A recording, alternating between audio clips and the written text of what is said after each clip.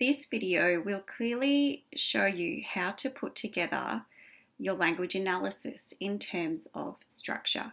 You have all the tools that you need, so now this structure will show you how to put it together. As always, for any essay, you will need an introduction, 3 body paragraphs, and a conclusion. Your introduction will include all of the fat capitals that you've already found, and you have a clear introduction template, so that's very, very easy to put together. Your body paragraphs will include your key arguments for exploration, as well as the persuasive techniques used by the author for that argument. Also, you need to include a conclusion, which, remember, that's the simple, easy peasy way of finishing with the author's conclusion themselves. It's just so easy. You have the template. You guys are ready to rock and roll. What I will explore in a bit more depth is the body paragraph, so you can see exactly what I'm talking about when I say that you need a topic sentence, the argument, and their 3 persuasive techniques that are used. So this is a visual snapshot of what the body paragraph will look like. You'll have a topic sentence and 3 key persuasive techniques used for that argument. I don't want you to use a persuasive technique that was used to support another argument. It has to be consistent with that argument. So you can see here in the diagram, we've got argument 1. It's almost like an umbrella. And underneath, you're going to explore the techniques, the evidence, and the effects that the author uses for that specific argument.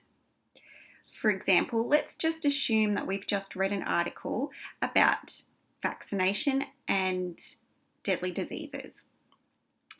Let's just assume also that this is one of the key arguments that we discovered, and this becomes the topic sentence.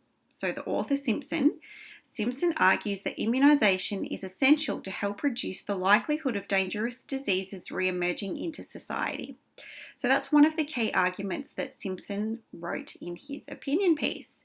And he had 3 key specific techniques that he used to prove that immunisation reduces deadly diseases coming back into society. He used a statistic, he used an anecdote, and he used an appeal to fear. So I've put together 3 T's that I will use to put in my paragraph. The topic sentence is the argument, and those 3 T's are going to be put directly underneath the argument. So for instance, I would say, Simpson argues that immunisation is essential to help reduce the likelihood of dangerous diseases re-emerging into society.